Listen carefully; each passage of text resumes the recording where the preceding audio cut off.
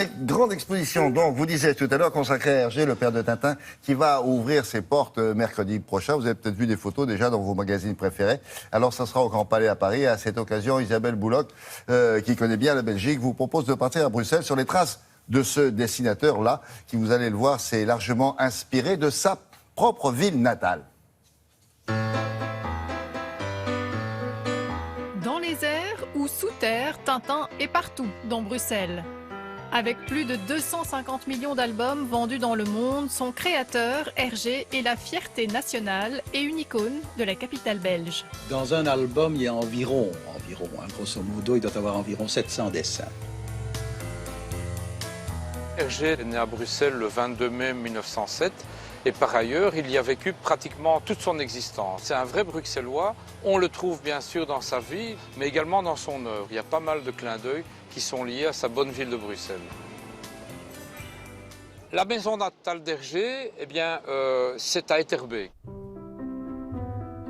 Son enfance, il va la passer en grande partie dans ces quartiers populaires d'Etterbeek. C'est un gamin de rue finalement, mais donc avec ses copains, ils font les 400 coups. Et ça va lui donner des idées, puisque quand il crée en 1930 les personnages de Quick et Flupke, qui sont des gamins bruxellois, il va évidemment se remémorer de ses propres histoires passées dans des quartiers d'Etterbeek.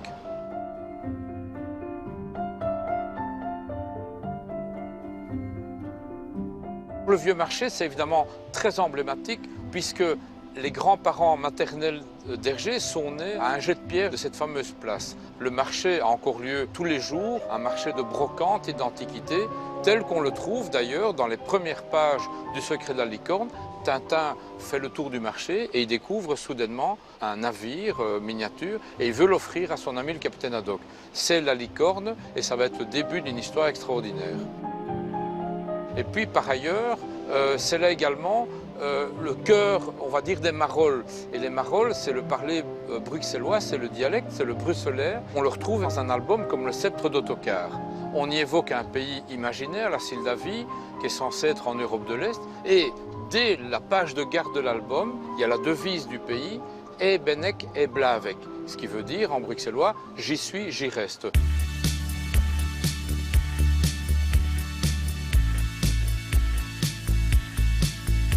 Il y a par exemple le Palais Royal ici à Bruxelles qui a servi de modèle à celui qu'on trouve dans le Sceptre d'Ottokar, le Palais Roi Muscar XII. L'immeuble sur lequel on se trouve actuellement est très emblématique dans la vie d'Hergé. Nous sommes en 1946, le journal Tintin va être fondé. Il y aura donc un directeur artistique, Hergé, qui réunit les autres dessinateurs. Et c'est ici que va se jouer, je dirais, chaque semaine, le contenu du journal.